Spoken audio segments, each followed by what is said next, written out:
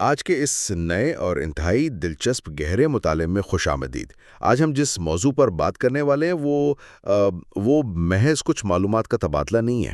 بالکل، مطلب یہ کوئی عام معلوماتی سیشن نہیں ہے۔ ہاں، ہم انسانی فطرت، ہماری کامیابی کی اس اندھی دوڑ اور اس سب کے پیچھے چھپے ہوئے اس سب سے بڑے، طاقتور اور شاید تھوڑے سے خوفناک محرک کو سمجھنے کی کوشش کریں گے جو ہمیں ساری زندگی چلاتا رہتا ہے۔ اصل میں ہم اکثر سوچتے ہیں کہ ہم اتنا بھاگ کیوں رہے ہیں، یہ بے چینی کیسی ہے؟ بالکل، اور ان سوالوں کے جواب کے لیے ہمارے پاس آج جو ماخذ ہے وہ واقعی کمال ہے۔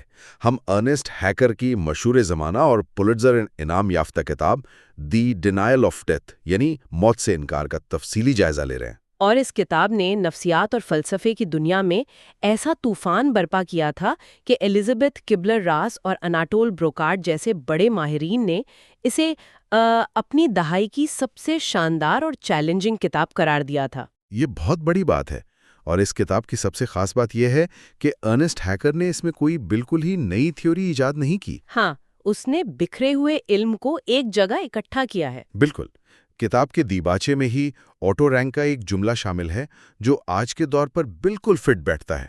وہ کہتے ہیں کہ دنیا میں سچائی کی حد سے زیادہ پیداوار ہو چکی ہے۔ یعنی مطلب ہمارے پاس اتنی زیادہ ریسرچ، اتنی کتابیں اور نظریات آ چکے ہیں کہ انسانی ذہن کے لیے انہیں ہضم کرنا ممکن نہیں رہا۔ ہر طرف علم تو ہے، لیکن وہ ہمیں زندگی گزارنے کا کوئی واضح مقصد یا سمت نہیں دے رہا۔ اور ہیکر کا اصل مشن اسی بکھرے ہوئے علم کو، خاص طور پر سگمنڈ فرائیڈ، کیرکیگارڈ اور خود اوٹو رینک کے ان پیچیدہ نظریات کو ایک دھاگے میں پرونا تھا، تاکہ انسان کی اس ناختم ہونے والی اندرونی کشمکش کو سمجھا جا سکے۔ یہ سچائی کی حد سے زیادہ پیداوار والی بات تو آج کے دور میں اور بھی سچ لگتی ہے۔ بالکل، جب ہم سارا دن سوشل میڈیا اور انٹرنیٹ پر معلومات کے سمندر میں رہتے ہیں لیکن اندر سے ایک خالی پن محسوس ہوتا ہے۔ ہاں، بالکل وہی خالی پن۔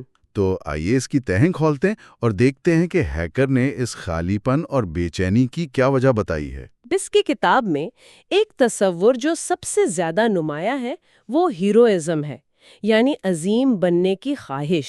لیکن یہ وہ ہیروئزم نہیں ہے جو ہم سنیما کے پردے پر دیکھتے ہیں۔ ہاں، وہ کیپ پہن کر دنیا بچانے والا ہیرو نہیں، بالکل نہیں۔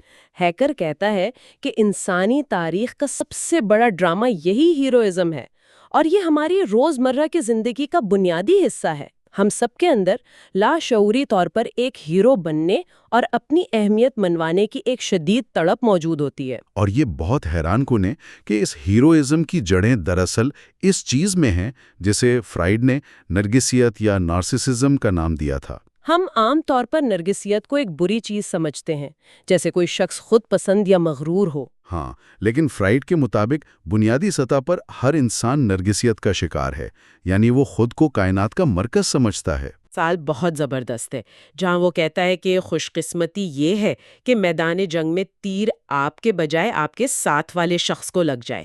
یہ سن کر تھوڑی ہنسی بھی آتی ہے، اور یہ انتہائی خود غرضانہ سوچ لگتی ہے۔ لگتی تو ہے، لیکن ارتقائی لحاظ سے ہمارا لاشعور ہمیں یہی یقین دلاتا ہے کہ ہم خاص ہیں، ہم امر ہیں، ہمیں کچھ نہیں ہو سکتا اور باقی سب فنا ہو سکتے ہیں۔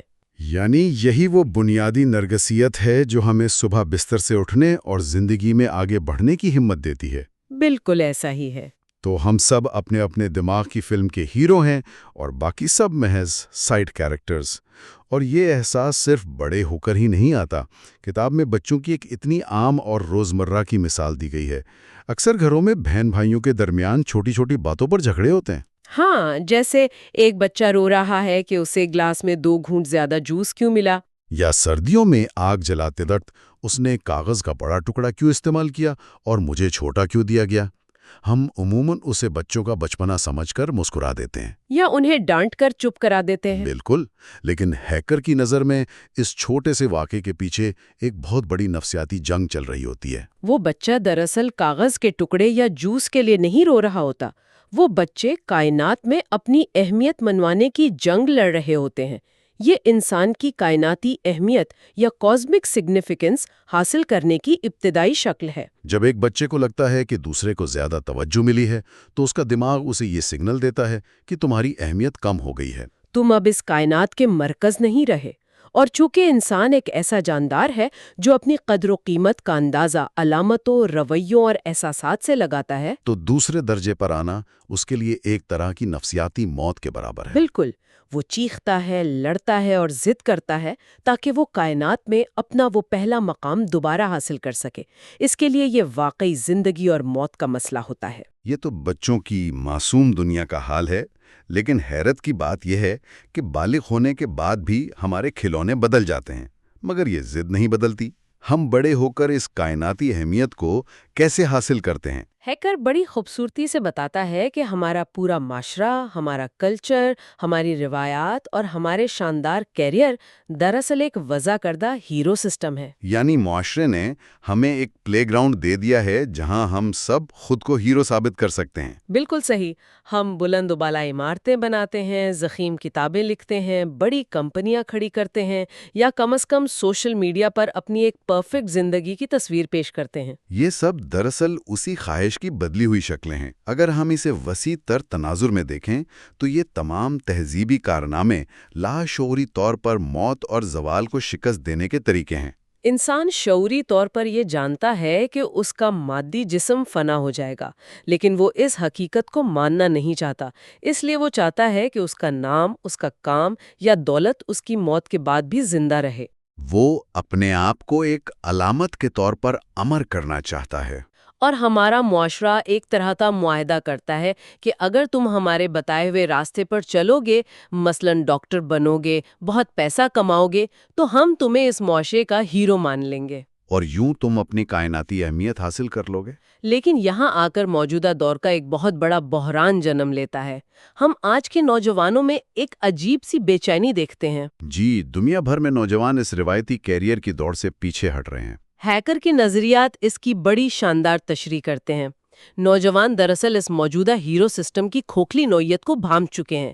وہ دیکھتے ہیں کہ محض ایک کارپوریٹ مشین کا پرزہ بننا انہیں کوئی حقیقی کائناتی اہمیت نہیں دے رہا۔ اور جب معاشرے کا یہ ہیرو سسٹم انہیں ہیرو جیسا محسوس کروانے میں ناکام ہو جاتا ہے تو ان کا وجودی بحران شروع ہو جاتا ہے۔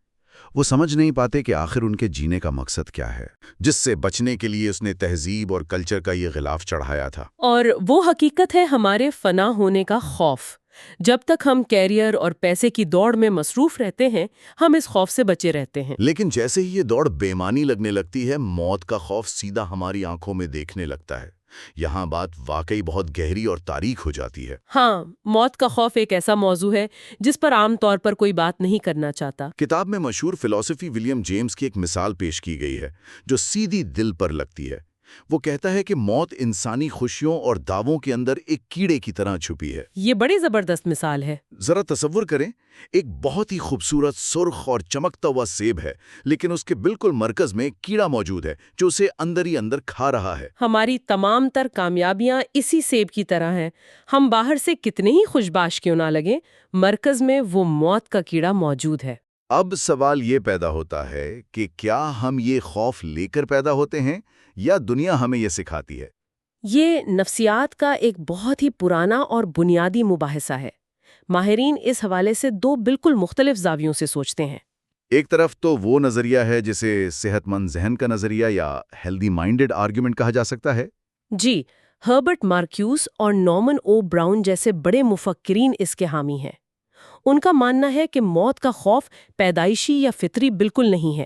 وہ دلیل دیتے ہیں کہ ایک چھوٹا بچہ کم از کم 3 سے 5 سال کی عمر تک موت کے تجریدی اور پیچیدہ تصور کو سمجھ ہی نہیں سکتا، تو پھر یہ خوف کہاں سے آتا ہے؟ ان کے خیال میں یہ خوف معاشرے کی دین ہے۔ معاشرہ انسان کی فطری جبلتوں اور زندگی جینے کی خوشی کو دباتا ہے۔ والدین کی طرف سے نامناسب پابندیاں اور سماجی دباؤ انسان کے اندر یہ غیر فطری خوف پیدا کر دیتے ہیں۔ یعنی اگر انسان کو مکمل آزادی اور ایک مثالی ماحول ملے تو شاید وہ اس موت کے خوف سے بالکل آزاد ہو جائے۔ دوسری طرف کا نظریہ اسے بالکل مسترد کرتا ہے۔ اسے بیمار ذہن کا نظریہ یا موربڈلی مائنڈڈ آرگیومنٹ کہا جاتا ہے، جس کے حامیوں میں گریگوری زولبرگ اور خود ولیم جیمز شامل ہیں۔ وہ کہتے ہیں کہ نہیں، یہ خوف قطعی طور پر فطری، عالمگیر اور ہمارے وجود کا حصہ ہے۔ اور زولبرگ کی دلیل اس معاملے میں بہت ٹھوس معلوم ہوتی ہے۔ بالکل۔ وہ کہتا ہے کہ ہر زندہ جاندار، چاہے وہ انسان ہو یا جانور، اس کے اندر خود بقائی یا سیلف پریزرویشن کی جبلت موجود ہوتی ہے۔ بقا کا مطلب ہی یہ ہے کہ کسی بھی قسم کی ٹوٹ پھوٹ یا خاتمے سے بچا جائے، اور اس بقا کی جبلت کا جو جذباتی پہلو ہے وہ دراصل موت کا خوف ہی تو ہے۔ اگر ایک جاندار میں فنا ہونے کا خوف نہیں ہوگا تو وہ خطرے کے وقت اپنی جان بچانے کی کوشش ہی کیوں کرے گا؟ لیکن زلبرگ ایک اور بہت زبردست بات آگے بڑھاتا ہے۔ وہ کہتا ہے کہ اگر یہ موت کا خوف ہر وقت ہمارے شعور میں رہے تو ہم معمول کی زندگی گزار ہی نہیں سکتے۔ ہم ڈر کے مارے گھر سے باہر قدم نہیں نکالیں گے کہ کہیں گاڑی نہ ٹکرا جائے۔ اس لیے انسان کا دماغ ایک انتہائی طاقتور دفاعی طریقہ کار استعمال کرتا ہے۔ وہ اس خوف کو سختی سے دبا دیتا ہے جسے نفسیات میں ریپریشن کہتے ہیں۔ ہم اس خوف کو اپنے لاشعور کے کسی گہرے تہخانے میں قید کر دیتے ہیں تاکہ ہم روزمرہ کے کام نارمل طریقے سے کر سکیں۔ یہ ریپریشن یا لاشعوری دباؤ والا تصور واقعی کمال ہے، لیکن اگر ہم اس خوف کو تہخانے میں بند کر بھی دیں تو کیا وہ واقعی غائب ہو جاتا ہے؟ خاص طور پر بچپن میں، جب ہمارا دماغ اتنا پختہ نہیں ہوتا اور تہخانے کے دروازے کمزور ہوتے ہیں، تب یہ دبا ہوا خوف باہر آتا ہے۔ کیونکہ ہم دیکھتے ہیں کہ بچوں کی دنیا بہت مختلف اور حیرت انگیز ہوتی ہے۔ بچوں کا اندرونی نفسیاتی نظام بہت ہی خوفناک اور پیچیدہ ہوتا ہے۔ بچے دنیا کو منطق کے بجائے ایک جادوئی انداز میں دیکھتے ہیں۔ وہ سمجھتے ہیں کہ ان کے خیالات میں اور ان کی باتوں میں کوئی جادوئی طاقت ہے۔ اسی سے نفسیات کا ایک تصور، جسے ٹیلیون اصول یا ٹیلیون پرنسپل کہا جاتا ہے، جنم لیتا ہے۔ اس کا مطلب ہے جیسا کرو گے ویسا بھرو گے، لیکن ایک بہت ہی خطرناک حد تک۔ مثال کے طور پر، اگر ایک بچہ غصے میں کسی کو نقصان پہنچانے کا سوچتا ہے تو اسے لگتا ہے کہ اس کے برے خیالات حقیقت میں جادوئی طاقت رکھتے ہیں۔ اور پھر اسی لمحے اسے یہ شدید خوف لاحق ہو جاتا ہے کہ کائنات یا کوئی بڑی طاقت بدلے میں اس کے ساتھ بھی ایسا ہی خوفناک سلوک کرے گی۔ یعنی اگر کوئی بچہ کھیل کھیل میں کسی کیڑے کو جوتے سے کچلتا ہے یا کسی بلی کو چوہے کا شکار کرتے ہوئے دیکھتا ہے تو اس کا کمزور شعور فوراً یہ حساب لگاتا ہے کہ بڑی چیزیں چھوٹی چیزوں کو کچل سکتی ہیں۔ اور وہ چونکہ خود چھوٹا اور کمزور ہے تو اسے لگتا ہے کہ بالکل اسی طرح کوئی غیبی طاقت یا کائنات اسے بھی کسی بھی وقت کچل کر غائب کر سکتی ہے۔ بچہ چونکہ بالغوں کی طرح منطقی وجوہات نہیں سمجھ سکتا، وہ دنیا کے ہر واقعے کو اپنی ذات پر لاگو کر لیتا ہے۔ یہی وجہ ہے کہ بچوں میں اکثر شدید قسم کے غیر معقول خوف پائے جاتے ہیں۔ وہ اندھیرے سے ڈرتے ہیں یا انہیں رات کو انتہائی ڈراؤنے خواب آتے ہیں۔ یہ ڈراؤنے خواب دراصل اسی فنا کے خوف کا اظہار ہیں جو ان کے اندر موجود ہے۔ ان کا دماغ ان ڈراؤنی علامتوں کے ذریعے اس خوف کو پروسیس کرنے کی کوشش کر رہا ہوتا ہے۔ یہ تو ہو گئی بچوں کی دنیا، اور جیسے جیسے ہم بڑے ہوتے ہیں ہم اس خوف کو تہہ خانے میں بند کرنے میں ماہر ہو جاتے ہیں۔ ہم بڑے اعتماد سے کہتے ہیں کہ ہمیں موت سے ڈر نہیں لگتا۔ ہم اپنے ہیرو سسٹمز میں، نوکریوں میں اتنے گم ہو جاتے ہیں کہ ہمیں لگتا ہے ہم نے اس خوف پر مکمل قابو پا لیا ہے۔ لیکن کتاب میں کچھ انتہائی سنسنی خیز تفاصیل ہیں جو بتاتی ہیں کہ انسان خود کو جتنا مرضی دھوکہ دے لے، یہ لاشعوری دباؤ کبھی مکمل طور پر کامیاب نہیں ہوتا۔ سائنسدانوں نے کچھ ایسے ٹیسٹ کیے ہیں جنہیں گیلوانک اسکن رسپانسز کہا جاتا ہے۔ یہ ٹیسٹ جلد کی نمی سے انسان کا اندرونی تناؤ اور خوف ناپتے ہیں۔ ان ٹیسٹوں سے ثابت ہوا ہے کہ جب ایک بالغ انسان بظاہر بالکل پرسکون اور نارمل بیٹھا ہوتا ہے، تب بھی اس کی جلد اور اعصابی نظام بتا رہے ہوتے ہیں کہ وہ اندر سے خوفزدہ ہے۔ یعنی وہ ولیم جیمز والا کیڑا اب بھی سیب کے اندر موجود ہے اور مسلسل حرکت کر رہا ہے۔ اور جب ہم اس چیز کو حقیقی زندگی کے بڑے واقعات میں دیکھتے ہیں تو یہ بات شیشے کی طرح صاف ہو جاتی ہے۔ کتاب میں دی گئی کیلیفورنیا کے زلزلے کی مثال بہت چشم کشا ہے۔ جب وہاں زلزلے کے درمیانے درجے کے جھٹکے محسوس کیے گئے تو بظاہر کوئی خاص جانی یا مالی نقصان نہیں ہوا۔ لیکن ماہرین نفسیات نے نوٹ کیا کہ اس واقعے کے فوراً بعد عام لوگوں میں، بچوں اور بڑوں دونوں میں نیوروسس یعنی ذہنی الجھن اور بے چینی کی شرح میں اچانک بے تحاشا اضافہ ہو گیا۔ ایسا کیوں ہوا؟ کیونکہ ہم سب کا یہ پختہ عقیدہ ہوتا ہے کہ جس زمین پر ہم کھڑے ہیں وہ مستحکم اور محفوظ ہے۔ زمین کا ایک ہلکا سا کانپنا انسان کے اس سارے دفاعی نظام کو ہلا دیتا ہے۔ انہیں اچانک یاد آ جاتا ہے کہ قدرت کے سامنے ان کی کوئی حیثیت نہیں، اور فنا کا وہ دبا ہوا خوف پوری طاقت سے سطح پر آ جاتا ہے۔ کتاب میں ایک اور بہت ہی زبردست مثال ہوائی جہاز کے سفر کی ہے، ذرا اس منظر کا تصور کریں۔ لوگ ہوائی جہاز میں بیٹھے ہیں، بظاہر سب پڑھے لکھے اور پرسکون بالغ افراد ہیں۔ جہاز اڑان بھرنے لگتا ہے اور اچانک انجن سے بیک فائر کی ایک زوردار آواز آتی ہے۔ یہ محض ایک تکنیکی آواز ہے اور جہاز ابھی رن وے پر ہی ہوتا ہے۔ لیکن اس کا نتیجہ کیا نکلتا ہے؟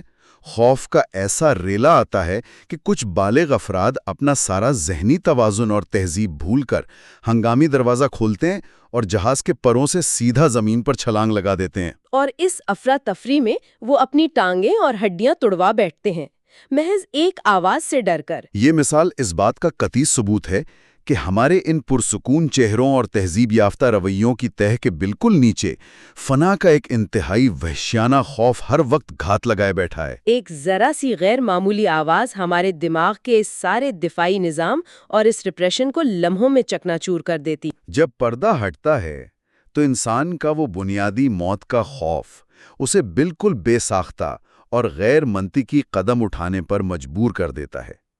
ہم شعوری طور پر کتنے ہی لاپرواہ کیوں نہ بن جائیں، ہمارا لاشعور اپنی فانیت کو کبھی فراموش نہیں کرتا۔ تو اس سب کا آخر مطلب کیا ہے؟ ہم نے اس تفصیلی جائزے میں نفسیات کے ایک انتہائی پیچیدہ سفر کو طے کیا ہے۔ ہم نے شروع میں دیکھا کہ انسان بنیادی طور پر نرگسیت کا شکار ہے۔ وہ اس کائنات میں اپنا مقام اور اپنی کائناتی اہمیت چاہتا ہے۔ پھر ہم نے جانا کہ ہماری تمام تر شاندار ثقافت، ہمارے پیشے، ہمارے رشتے اور یہاں تک کہ روزمرہ کے بظاہر معمولی جھگڑے بھی دراصل فنا ہونے کے خوف اور موت کو شکست دینے کی ایک زبردست جدوجہد کا حصہ ہیں۔ ہم سب اپنی اپنی سطح پر ہیرو بن کر اس کائنات میں اپنا کوئی ایسا نشان چھوڑنا چاہتے ہیں جو مٹ نہ سکے۔ ہم سب کی یہی ضد ہے کہ ہمارا وجود بے معنی نہ ہو۔ اس سے ایک اہم سوال پیدا ہوتا ہے کہ اس تمام تر بحث کا ایک عام انسان کی عملی زندگی پر کیا اطلاق ہو سکتا ہے؟ یہ صرف کتابی باتیں نہیں ہیں۔ جب ہم اس حقیقت کو سمجھ لیتے ہیں تو ہم اپنے اور اپنے ارد گرد کے لوگوں کے رویوں کو ایک بالکل نئے زاویے سے دیکھ سکتے ہیں۔ ہمیں سمجھ آنے لگتا ہے کہ کیوں لوگ کیریئر کی دوڑ میں اس قدر دیوانے ہو جاتے ہیں، کیوں کوئی شخص ذرا سی تنقید پر بھڑک اٹھتا ہے، اور کیوں لوگ اقتدار کے پیچھے اندھے ہو جاتے ہیں۔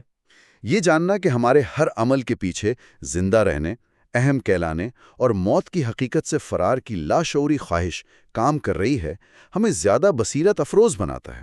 یہ ہمیں سکھاتا ہے کہ ہم دوسروں کے خوف کو سمجھیں اور اپنے اندرونی خوف کا زیادہ شعوری طور پر سامنا کریں۔ اس ساری گفتگو اور اتنے گہرے تجزیے کے بعد ایک بہت گہرا سوال ذہن میں ابھرتا ہے جو انسان کو ششدر کر دیتا ہے۔ ہم نے یہ تو مان لیا کہ ہماری تمام تر انسانی ثقافت، ہماری جدوجہد اور کامیابیاں بہت حد تک موت کے خوف سے بچنے اور خود کو امر کرنے کی خواہش کا نتیجہ ہیں۔ لیکن ذرا سوچئے، اگر کوئی ایسا انسان ہو جو اپنی جسمانی موت اور فنا ہونے کی اس حقیقت کو 100% تسلیم کر لے۔ ایک ایسا شخص جو امر ہونے کی، نشان چھوڑنے کی اور کائنات میں اپنی اہمیت منوانے کی ہر چھوٹی بڑی خواہش کو مکمل طور پر ترک کر دے، تو اس کی زندگی کیسی ہوگی؟ کیا وہ شخص پھر بھی کل صبح اٹھ کر وہی تمام کام کرے گا جو وہ روزانہ کی روٹین میں کرتا ہے؟ کیا وہ اسی طرح پیسے، عہدے اور لوگوں کی توجہ کے پیچھے بھاگے گا؟ یا پھر فنا کی اس اٹل حقیقت کو مکمل طور پر قبول کر لینے کے بعد اس کے جینے کا انداز، اس کے فیصلے اور اس کی ترجیحات یکسر بدل جائیں گی؟ کیا موت کو پوری طرح قبول کر لینا ہی واقعی زندگی کو حقیقی معنوں میں جینے کا واحد راستہ ہے؟ یہ وہ سوال ہے جو ہم آج سننے والوں کے لیے چھوڑے جا رہے ہیں۔